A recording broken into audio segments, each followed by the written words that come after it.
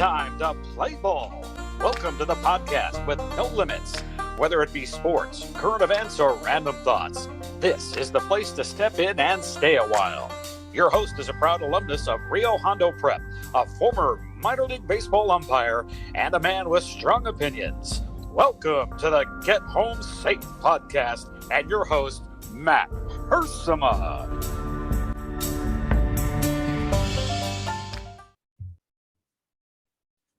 Hey guys, and welcome to another episode.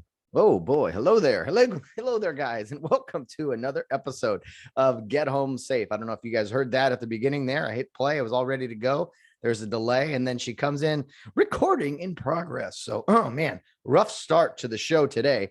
But it's the Wednesday episode, recording today on. Well, it is Wednesday, man. See, I am like a day late and a dollar short right now. I feel. Haven't got out an episode early. Yesterday turned into kind of a hectic morning. So I wanted to get out episode on Tuesday, recorded anyway, get it out Wednesday, but life happens. This new computer, I love the new computer, but was recording, trying my old microphone, didn't seem to work. So this is not a new microphone, but one I haven't used as much. So that one seemed to work. That's kind of a big reason I wanted to record today, get an episode out for Wednesday, is just to make sure this microphone works. As you guys have listened to some shows, I'm sure, where I am, it sounds terrible or whatever. And it probably does usually sound terrible anyway, which is just me talking. But anyway, enough of that. Hopefully I can get all this solved soon, and we can continue to put out some good episodes. I have some ideas here the next few weeks. I have some great guests already lined up, already recorded with a few. So the Fridays episodes have been a lot of fun. Monday episodes, the Real Hondo Pro Football Show has been just a blast. I can't tell you enough how much it's how much fun it's been in just talking about Rio, talking about the alma mater, getting people involved. It is really it's really developed into what I wanted it to be. And so when things work out the way you like, man, it doesn't happen that often, right? In life. I find myself constantly thinking, okay, I have all these things to do today, and where am I going to fit them all in? How am I going to do it all? Managing time is definitely an adult thing for sure. If you don't start it at a young age. But anyway, do you guys ever feel this, like you feel like there's not enough hours in a day, but also time? Well, let's say that would be the same thing. There's not enough hours in a day, but the day also seems to be long, take forever. I don't know if you're picking up what I'm putting down there. I used to mess that phrase up and tell my friend Chris Gonzalez, he's like, it's not I feel what you're putting down, it's pick up what you're putting down. Because I would always, Todd knows this, my good friend Todd, he knows I mess up phrases, Hersemisms, if you will. One of my few talents in the world that I know how to butcher a saying or how to say something completely backwards. But anyway, today, guys, I'm just a man alone with his thoughts and a nice cup of coffee. I wasn't even going to do a show today. I was like, you know what? I don't have time to do this. Okay, let's do a 30-minute show. Let's test the mic and this and that. But anyway, my thoughts moving forward. Again, Monday show, that's not changing. Friday, have some great guests, continuing to line those up. Wednesdays, as I mentioned to you guys, Bill Barnes kind of on a hiatus. He's on the DL, I guess we'll say. I don't know. He's taking some time off, if nothing else. And maybe he's retired from the show. I know some fans have reached out to me and been like, hey, what's up? Where's Bill? I don't know. Maybe we'll get t-shirts made. Where's Bill? But no, all kidding aside, we miss him. He was a great addition to this show for a long time. And I'm sure he'll be back a time or two. But for now, Wednesdays is just me, a really brief show, and just talk about some sports topics, some other things on my mind. And, we all have to admit when we're wrong about things. I think that's something that is not always easy.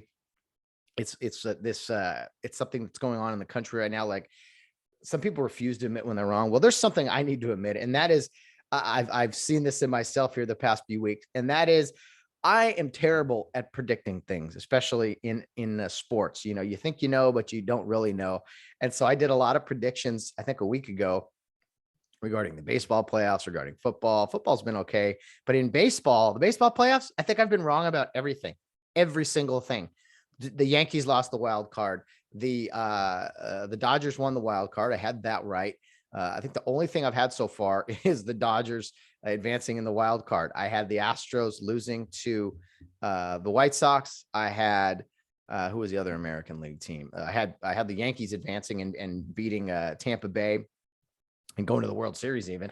Boston beat Tampa Bay, so I wasn't even right there. And then I had the Brewers beating the Braves, I believe, and the Braves are in the NLCS. So I've been wrong about everything. So I think one thing I may stop doing is less predictions on the show and more just reactions to what has happened on the field previously. I think I'm probably better at that. I might have a few predictions here and there, but then you guys know, just go the opposite, right? And anyway, let's see. So prediction wise, yeah, I'm not good at it. I thought I was okay, and I've just come to a realization. No, you're not that great at it. So maybe I'll get better as time goes here. And sometimes, honestly, I just look at a piece of paper. I was like, okay, who's going to win here? There's no research, there's no homework done. So maybe less of that and maybe just more reactions to the shows here. I think that's what I'm gonna try to do. Anyway, I asked you guys last week about who are the most annoying fan bases in sports. Haven't heard from any of you yet, but if you're still interested, by all means, send me your thoughts on there. Your boxing nickname, what would it be? What would it be when you're coming out of the corner ready to step in the ring? Let me see here. Oh, and then I had something else that was kind of new that popped into my head the other day about kind of fan interaction here. We'll get to it another time. Okay, before a few sports takes, I wrote these down, and I wanted to get your guys' opinion on this. So I saw, okay, hear me out. Funeral escorts. You've seen these, the long line of cars with the hearse, and then you got the motorcycle dudes directing traffic. Everyone's got a sticker on their car, right? It's a long line of people going from I guess the church to the grave or whatever it is. And it got me thinking. I saw one the other day. Everyone's got their headlights on in the middle of the day, right? So you know who's who. And I was like, how did this ever become a thing? Was this like just because there wasn't a GPS that people didn't know how to, they weren't familiar. You had people from out of town who weren't familiar with an area. Is it a respect thing? It probably is. And I'm just butchering this entire thing. But I got to thinking, I'm like, first of all, how did that start? And then second of all, why is it still a thing? I would figure in 2021, like, hey, here's the address to the church. Here's the address to the graveside. Let's not have a long line of cars blocking traffic. I'm not trying to be insensitive here.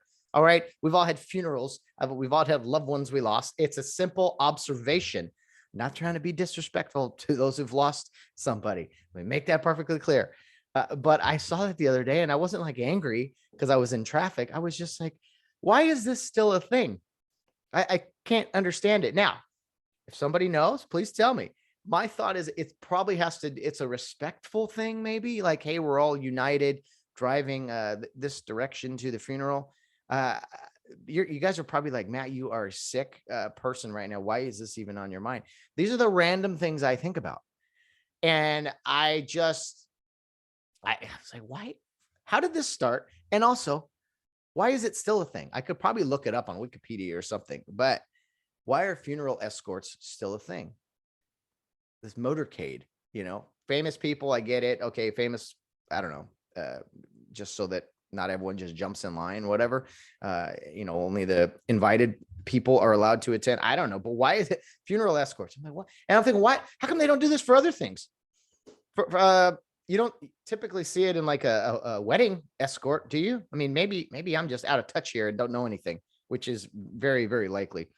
I've never seen that before. Hey, here we're gonna caravan to the reception. I've been a part of weddings where it's like the wedding's here and then across town or whatever. It's where the reception is. You don't really see those motorcycle dudes waving people around for a wedding ceremony.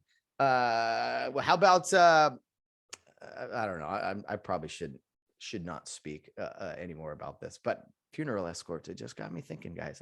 I know I'm really weird. Now, as somebody who has terrible vision, and that you guys know I umpired a long time, and I've been accused of awful vision quite often. I've often thought about Lasik surgery, and I wear contacts. I can't see without glasses at all or contacts. And I've thought about LASIK before, and I'm not going to do it anytime soon. But I always found it fascinating. I've seen it on billboards and I'm like, they always say per eye. Lasik, blah, blah, blah, 1,500 or whatever the price is per eye. And I'm thinking to myself, okay, what's the ratio of people out there who, who only need LASIK surgery on one eye? Again, maybe there are a few people, and I'm just this ignorant podcaster sitting here in his kitchen drinking cold coffee. Maybe that's true. But as someone who is considering LASIK someday, I'm like, why would you say per eye up there on the, I mean, do they make one lens glasses?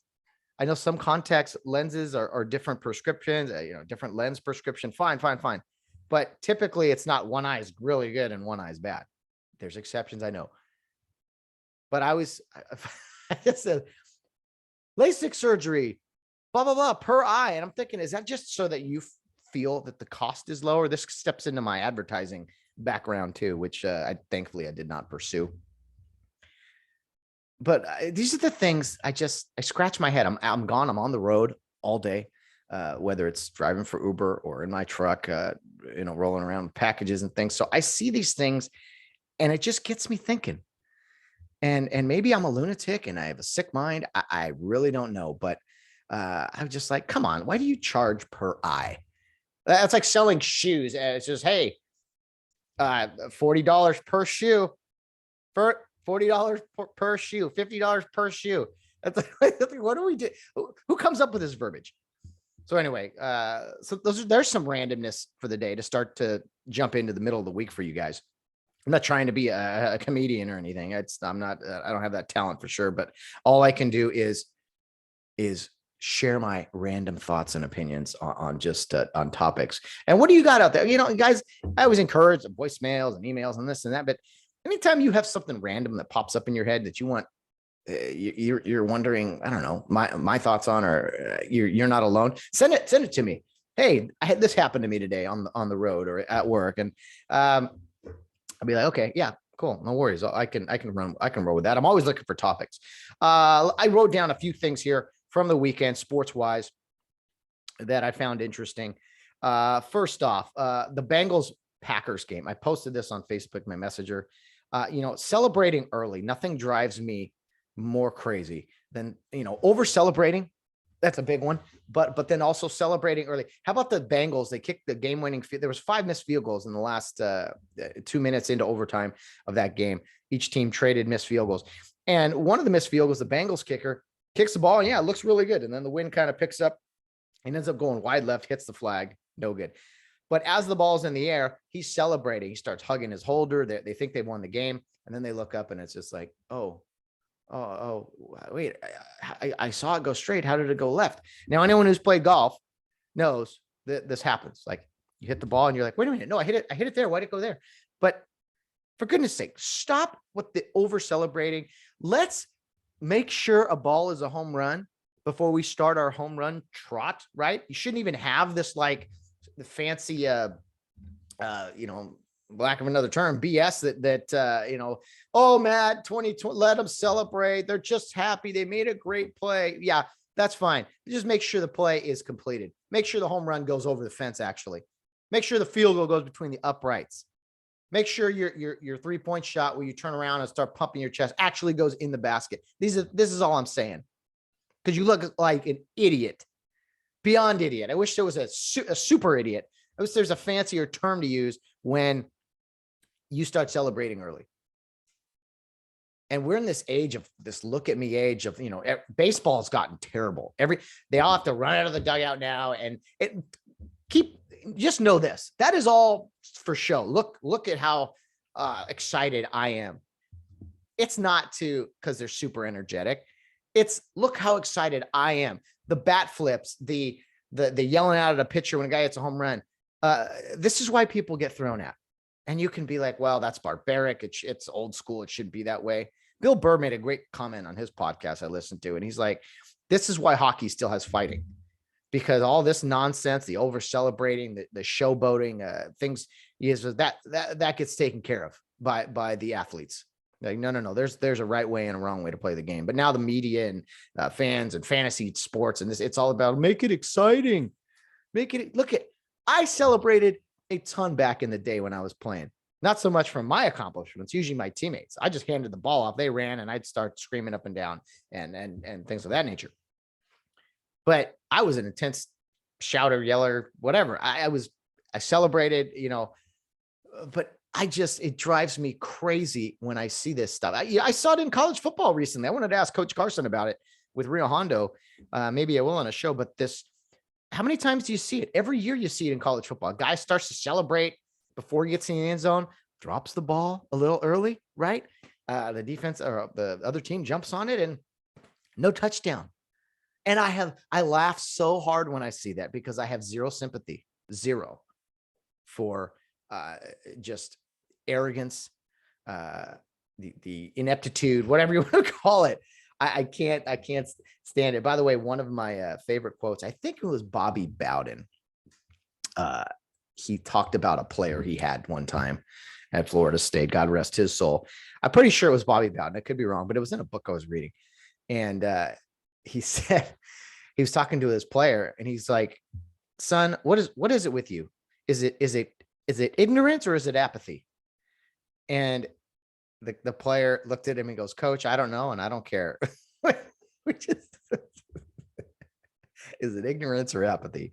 Coach, I don't know. And I don't care. That is fantastic. So I feel like we're in this modern day age of do what you want. Just express yourself. You tackled someone on third down. Let's run laps around the stadium.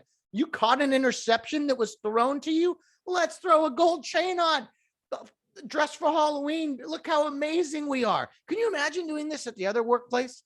I drop a package off at FedEx. I start running around the neighborhood, high stepping, and they're like, look at what I did. I did what I was supposed to do. Can you believe it? I was better than that UPS guy. I'm not saying we need to be 1920s, sit at your desk and do nothing and, show no emotion ever. I am not saying that. I'm just saying, let's bring it down a notch or two. Let's settle down. Can we please? Remember Peyton Manning? He threw a touchdown pass, just give kind of a little pump of the fist as he jogs to the sideline, maybe shake the hand of a quarterback, tapping a lineman on the head. Remember that? Tom Brady kind of does that. Now, Brady loses his mind sometimes and is a lunatic and celebrates. Again, there's a time and a place for it. You throw the game-winning touchdown pass as time expires, lose your mind. You complete a pass on 2nd and 4 for a first down in the middle of the second quarter. You shouldn't be high-stepping and thumping your chest. I'm sorry. I'm 36 years old. I know I sound like I'm 76 with these takes. I've said it before and I said it again. The celebrate. You don't celebrate New Year's Eve like it's New Year's Eve on, October 11th. It'd be like having a New Year's Eve party and count down to midnight on October 11th. Hey, we're gonna have what are you guys doing? Why are you guys having a party? Yeah, New Year's Eve. We're celebrating the New Year. Yeah, but it's October. Why would you? Well, yeah, we just, it's a big day, a big moment. Where, not to say you can't have a party in the middle of October or whatever, but you get my point. Like, what are we doing? If you really dissect this stuff, I mean, I just think our society has fallen so much. We've gotten so soft in some areas, and just, I think some of this has spilled into our society big time. Okay. Enough of that. Bengals. You're still the Bengals. Chargers. Chargers had that weird ending. Did you guys see this? The Chargers were down a point. They have the ball. They're inside the Browns territory. They're trying to burn time. They're trying to, Austin Eckler, their running back, actually could have scored, slid in bounds, keep the clock running, and make the Browns use their timeouts. It was a weird situation where you're probably going to kick a field goal to win the game, but you want to leave the Browns with no time left, basically. And they're trying to run the ball. They're trying to, burn the clock. And I've seen before where defenses will step aside and let a team score. Like when a team runs a ball up the middle and they'll just all step aside and let them score. So you get the ball back. That's a strategy, right? But one thing I've never seen before is a ball carrier literally grabbed and pushed into the end zone. The defense grabbed onto Eckler, who stopped. He stopped running at like the 2-yard line, I think. And the defense grabbed him, and then teammates pushed him. This is the defense. Now, the offense, you see that. Offensive lineman will push the pile or whatever, which is legal now. You cannot grab and carry a player into the end zone. That's a penalty offensively. But the defense, they're allowed to do that, I guess. And in theory, here they grabbed him and carried him into the end zone. It was so weird, so unique. It saved them, a minute 45 on the clock. The Browns would go on to lose the game. I think they threw a Hail Mary. No, that game did not go to overtime. Excuse me. The Hail Mary fell short. So it was so interesting. I mean, you see something new every day. The Raiders have lost 2 in a row, and they got bigger issues here. The Gruden firing is, he resigned. Yes, we know that, but an ugly situation. And I won't get into the details. For those of you that have seen the emails and the emails were written in 2011, apparently 10 years ago. And I'm not going to sit here and argue about or say, comments about, what he said was right, what he said was wrong. I'm not going to get into any of that. Okay. Because in 2021, you can be canceled for anything. So, but I will say, the only thing I'll say about it is, to go back 10 years on somebody is a scary precedent to set. I am not defending what he said. I think some of the things he said in there was like, 2021, you can't say that. The weird thing is it was 2011 when he said it. And maybe it wasn't right then either. It's not, again, I know these people out there. What did you say? You said, he said, she said, no. I'm not, none of what he said, I am supporting. Condoning. That's such a weird word. I always that's talking about messing up phrases. Condoning. I always forget. Is condone support or not support? You say, I don't condone that. It's like, wait, I don't support. Okay. Condone means support I'm sorry. I need more coffee here. I'm when you're by yourself, it is just ridiculous. I got a long day ahead of me. Got some good sleep, but still. Okay. I am not condoning. I think not. Scratch that. Screw no more. I am not supporting anything John Gruden said. Okay, let me just say that clear, so no one edits this or whatever. But the only thing is really weird is going back, and because how far back do we go on somebody as far as holding them to standards of the current time? You see this a lot with statues and things, right? Everyone's like, well, that guy, he supported this or that, and it's like, yeah. Okay, those are awful things. At that time, it was kind of commonplace or whatever, right? So I think John Gruden is being judged in present time. And it wasn't that, someone could say, well, that wasn't that long ago. And I agree. I mean, the words and verbiage he used, yeah, you can't, you're not going to get away with that stuff in today's world or even 2011's world, especially when you refer to your boss in a certain way. But private emails and such, it's I don't know where I stand with it all. I really don't. I mean, maybe you guys feel more strongly. I kind of heard different opinions from different people on this, people that I respect. And it's just weird. The whole thing's weird. It was probably best that they did need to just go their separate ways. So the Raiders are in that after that 3-0 start. I think they're in for a kind of a disastrous season. I mean, that's a major distraction anytime you lose your coach in the middle of the season. So I think their season, we'll see if they rally. David Carr's a great quarterback, exceptional guy. We'll see if he can rally the troops, but I think the Raiders are in trouble. So anyway, the whole John Gruden thing, what a mess, what an absolute mess. Not that anyone out there is censoring themselves, right? And being like, well, I can't type this or that, or I got to go back. We all need to watch our words carefully at all times. And it's just a very unfortunate situation. So we'll see. The league will keep going. This is one last thing I'll say about it is I do want consistency from the NFL as far as I'm with you 100%. Hey, everything he said, okay, awful. All right. But then as Clay Travis mentioned, you go and you bring in some rappers for the Super Bowl halftime show, Eminem, Dr. Dre, some guys that have used some pretty offensive language and words in their music and things, some of their themes, right?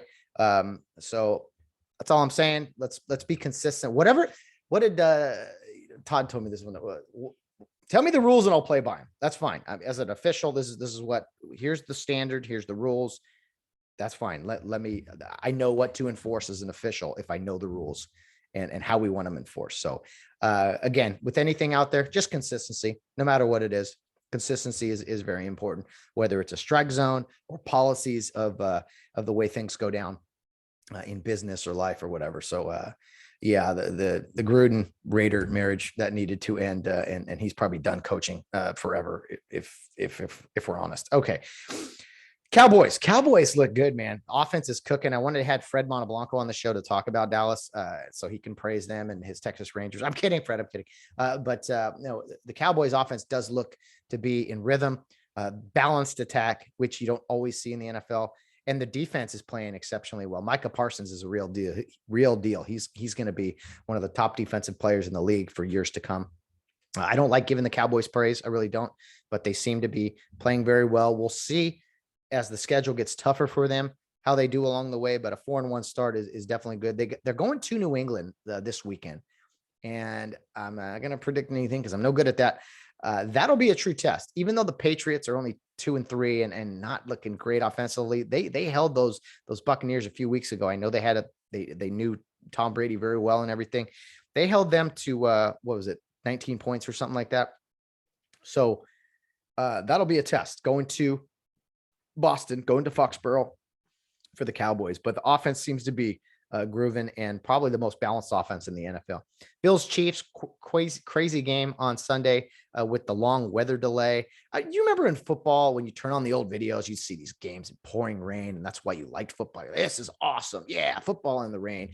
Now there's a little lightning out there, and it's like, oh, everyone get inside. I know it's unsafe. I want people to get home safe, but I'm just like, man, I wish they'd play in the bad weather more. They do. I know they do, but with lightning, I know you got to be extra, an abundance of caution. But what drove me crazy was the Chargers Raider game a few weeks before in SoFi Stadium. We had some crazy lightning thunderstorms here in LA. And they're like, you saw it on Gruden's face, not to mention him again, but when they asked him like, hey, you guys need to go inside in your locker room. And he's like, what? Lightning, we're indoors.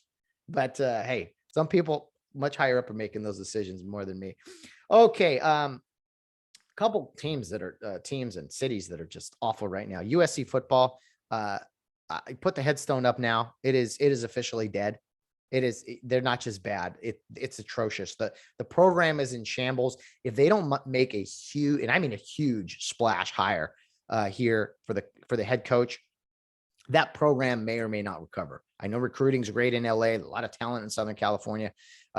It's a brand that I don't think would ever die fully, but the headstone is in the ground and they're starting to chisel away the information there on the headstone. So SC football better rise from the grave with a huge hire. It's awful right now to lose at home by multiple touchdowns to Utah and to Oregon State in that game a few weeks ago. It's a joke. It's an embarrassment. And UCLA fans out there are loving every second of it. So SC, if you're going to rise from the grave at all, if you have a mediocre hire, something that's not interesting, doesn't jump off the page, I mean, just consider the program done. And in my opinion, I don't mean to be super dramatic, but that's just the way I feel. You turn the game on for 5 minutes. It's not just bad. They're inept. It's not USC. It's like turning the Yankees on and being like, this isn't the Yankees. And speaking of the Yankees, New York sports are awful. New York great sports town, right? Now, best fans ever, blah, blah, blah, blah, blah. The LA sports seems to be doing quite well, except USC. But think about it. The New York sports, the Jets and the Giants, they both won on the same day a few weeks ago. And it was like huge news. The Jets and Giants won on the same day for the first time. And it's like, what? And then the Knicks, I can't understand why the Knicks can't be good. Haven't been good for years. I can't wrap my head around it. It makes zero sense. Big market, big city. The Nets, the Brooklyn Nets, apparently, that's kind of their only team going right now. The Yankees, They played in the wild card game and lost. I mean, they should be better. The Mets haven't been relevant in years. I mean, think about it. New York sports, the New York Rangers. I mean, was it the Islanders? I think were in the playoffs last year. Could be wrong. But overall, I think for New York sports, they have two of everything like we do in LA, and they can't get anything going. And yes, okay, Yankee fans are going to come. Hey, wow, 27 World Series. I'm not talking about, okay, since 2009, right? 12 years. So I'm all about recent relevance, right? What have you done in the, I always look at kind of decade by decade is kind of, for me, what brings about recent relevance. So New York sports, man, they're in what would be a phrase here? I don't even know. They're in a subway. I don't know. I'm not even gonna try, but they better turn it around. And keep in mind, I love New York. My mom's from there. Sam and I have enjoyed going there a few trips here and there. But yeah, the sports there, oh man, it almost feels like a Tampa Bay town, right? And Tampa Bay is doing all these great things in baseball and the playoffs and the Buccaneers, and then of course the Stanley Cup. So Tampa Bay's turned into this sports haven, right? And then New York City has turned into this this forbidden wasteland. It's kind of backwards, kind of weird, but hey, that's the world we live in, 2021. I'm sure it's a vicious cycle. It'll come back around. All right, two more things of college football. Iowa beats Penn State. Awesome game there. After Oklahoma took down Texas in the Red River Shootout. What a difference of a game Penn State and Iowa was. But Oklahoma beats Texas. Love that on Saturday, even though they were down 28-3 or whatever.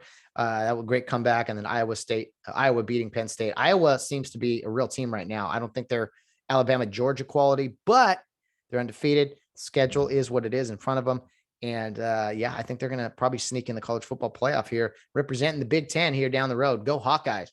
Alabama lost on the road to Texas A&M. Saturday night, I just want you guys to know I was in absolute heaven. I posted on social media.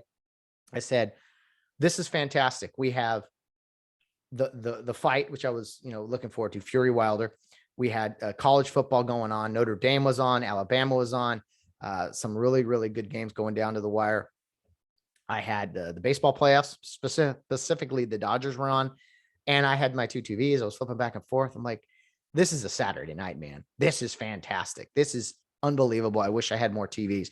So just one of the best nights I've had in a long time, honestly, sports wise anyway. That's all I'll say. Let's see here. So to the fight, Fury and Wilder. Again, I wanted to have Fred on to talk about this, but what an amazing fight. I don't have a ton of boxing history under my belt as far as a viewer and a fan, but that was one of the best fights I've ever seen. Deontay Wilder versus Tyson Fury, the third time they fought. The first fight was controversial, came to a draw. Fury kind of dominated the fight, but then Wilder knocked him down in late rounds, at least once, maybe twice. Anyway, that was how the draw came about. Second fight, February of 2020, right before chaos and lockdowns and all that. Fury stopped Wilder in I think the 6th round. His corner threw in the towel. And then on Saturday night, really back and forth. I still think Fury dominated most of the rounds. Wilder came out fast, man. He was like, I'm going aggressive right when the bell rings. And he wore down. He definitely wore down. And he still was able, though, to land his big right hand and take down Fury twice. Now, Fury knocked him down 3 times, and the last one obviously knocked him out completely. So you don't see that too often in a fight. I mean, 5 knockdowns, one of them being a knockout. It was really something to see. Now, of the 11 rounds, I still think Fury probably won, 8 of those rounds. But when you throw in and mix in the knockdowns, I mean, Wilder knocked him down twice in what round was that? 4 or 6?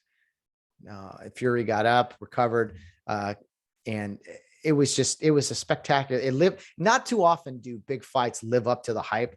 And I was just so satisfied at the end of that on Saturday. Maybe not the greatest fight of all time, but I was just satisfied. It was worth the price of admission, which was a little high, I might add.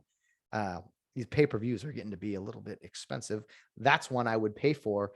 Some of these other ones they float out there as pay-per-view. I'm like, I'm not spending money on that. I much prefer the free sports. And that's something boxing always has to remember. There's plenty of free sports options out there. So your big events, your big pay-per-views, there can't be that many of them, because if you want to make money. You can't just bleed the public dry of their money. So an amazing fight. Congrats to Tyson Fury. He's going to have a mandatory challenger, I think, here in a few months.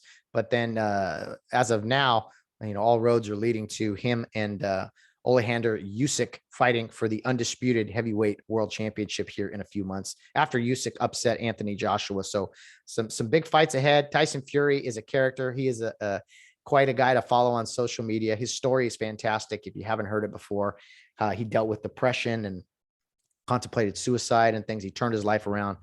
He found the Lord, and he's been an inspiration to so many people. He blew up. He was well over 300 pounds, and when he was going through his depression and everything, and just jumped back in, started conditioning, and became the heavyweight champion of the world. So he's like 33, I think. But he's undefeated. His only blemish was that controversial draw to Wilder. He has now corrected that with not one but two knockouts of Wilder. So I don't want to see a fourth fight. I was on the fence about this third one. I'm glad there was a third now, but 3 times is enough. I mean, if it was like if they had each won one and there was the draw, I'd be like, okay, let's see the fourth fight to decide it. But I mean, Fury's dominated in these 3 fights. They don't need to fight again. I don't know what's going to happen with Wilder. He was undefeated for a while before running into Fury. And, his career might be done. He really took a beating here in this fight on Saturday. And we'll see what his career means moving forward. So an amazing weekend of sports. I'm looking forward to this weekend of sports.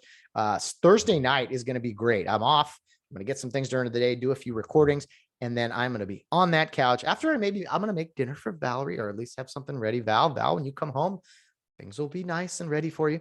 But I'm going to have Thursday Night Football on. Bucks Philly, and then of course the Dodger game 5. They forced a game 5 last night on Tuesday in game 4, so that'll be exciting. Winner take all for Dodgers Giants in the playoffs. I can't believe I said that. I mean, they haven't met in the playoffs before. It's been very intense, very exciting, and it's going to be a tough test up there in San Fran on Thursday, but a nice Thursday night ahead with some football, with some playoff baseball. Oh, it's just fantastic, and that's just getting us started for a crazy weekend of sports. The ALCS starts on Friday with the Red Sox and the Astros, and then the NLCS will get going on Saturday with the Braves and whoever wins, the Dodgers and the Giants. Can't wait for it all. Some great college football ahead, some great professional football ahead. My Rams go to the New York Giants on Sunday, so I will be watching that for sure. What is another game or two that I'm mostly looking forward to on the docket here? Oh, I want to say, hey, happy NHL opening night. Cool to see hockey on ESPN again. They're going to have hockey, I think, every Wednesday, they were saying. It was odd to see that. I was sitting with a friend. I go, I never thought I'd see hockey between Seattle and Las Vegas. That was cool to see. The Kraken, nice looking uniforms from Seattle. But hockey is back. So if again, another TV we need added here. We got NFL, we got college football, we got playoff baseball. No big fight this weekend, but we got fighting and UFC as always. And now you throw in the mix NHL. I am one happy guy right now. If I ever get time to watch these games, but so happy opening night for the NHL. It just kind of happened, right? Just kind of popped up like, wait, oh, hockey's here. Okay. Bears Packers Sunday. That's a game to watch for sure. Dolphins Jags. Now this game, 2 bad football teams. All right. But I'm really curious how Urban Meyer responds here, how his team responds. If they go to 0-6 and if they play poorly, does the Jags owner make a decision here in the middle of the season? It's only Urban's first year. I don't think firing him is the solution to your problems. You got bigger issues, I think. But does Urban Meyer last the season? I really don't know. I don't know if he makes it past one season. He seems to not be fitting into this whole NFL, professional football. I think he's more of a college guy, but time will tell. Okay. A few other really good games Sunday. Chargers, Ravens. That'll be exceptional. Herbert against Lamar Jackson. Cardinals, Browns. Really good looking game here in Cleveland. Can't wait for that one.